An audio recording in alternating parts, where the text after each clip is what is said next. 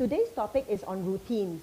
Whether you are a stay-at-home parent, a working parent, or a parent working from home, how would you like it if there was an automatic set of habits that played out without your involvement? So we are all creatures of habit, and a structure or a routine is there to serve me and my family.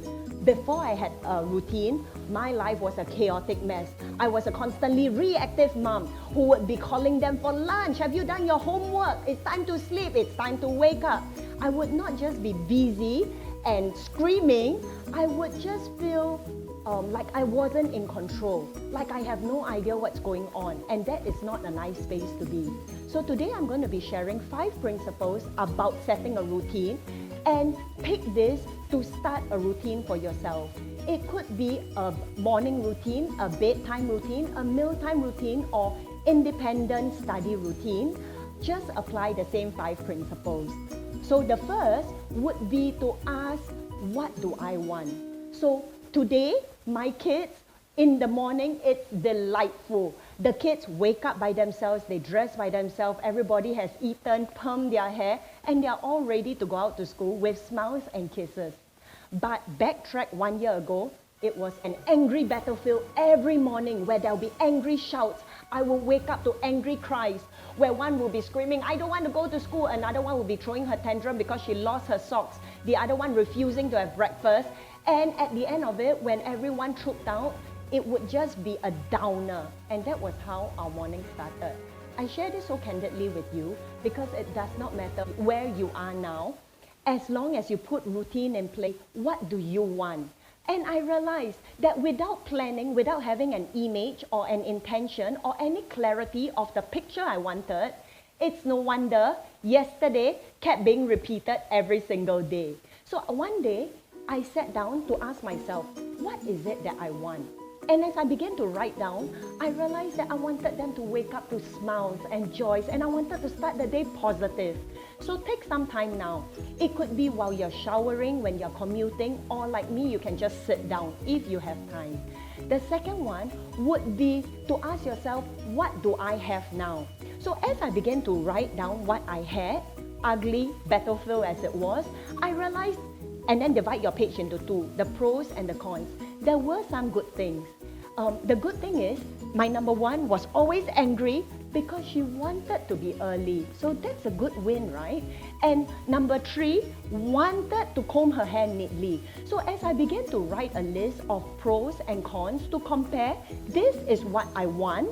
All the good stuff, I want them to remain. And all the bad stuff, I want them to be changed. It helped me focus on what new actions I wanted, which is number 3. So what can I have? When I say what can I have, I'm focusing on the specific actions that we can begin to change those that we don't want, to strike them off, into new actions that we prefer. Specific actions means I begin to write down what I could do about the situation. And I realized the first point is it started with me. I didn't tell you that when there was that battlefield outside, I was actually quietly hiding in my room, pretending not to see and not to hear, and nursing my child. When I realized that I was the one who wanted this new image from our morning routines, I knew I had to wake up early and I had to smile, because being a grouchy mother in the morning did not add any positivity to the entire family dynamics. So write down what are certain actions you can take.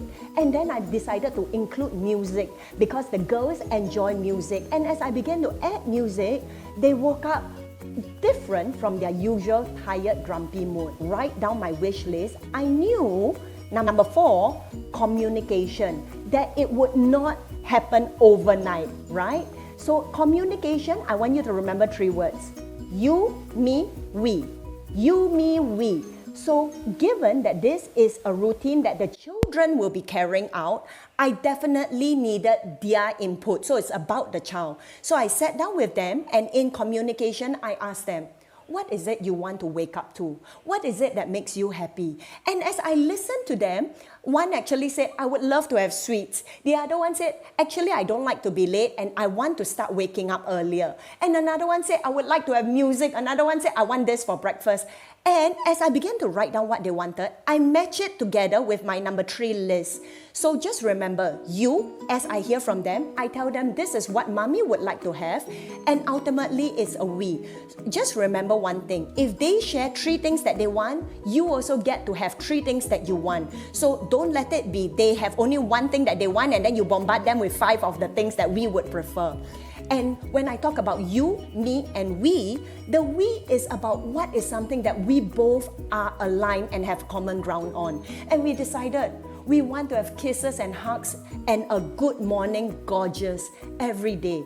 And that's what we started. So while it was not natural and we never had this before, we began to wake up and it was on me to say, good morning, gorgeous. And as I kiss and I intentionally hug them, the mood at home began to transform in less than 5 days. And the last one would be to remember to always set them up for success. So while I may have a long list of things that I ideally want, do not introduce more than 3 new things and don't start on more than 2 routines at one time. Because what we want the children to experience is wins. Because as they realize, hey, I did it. I woke up by myself. I brushed my teeth by myself. I actually combed my hair while it wasn't neat initially, better and better. They began to have that sense of ownership and pride, and they began to just enjoy it. And that's the key that we want. So I look forward to hearing your wins, your successes, and any comments you have or any questions you have. Tune in and subscribe.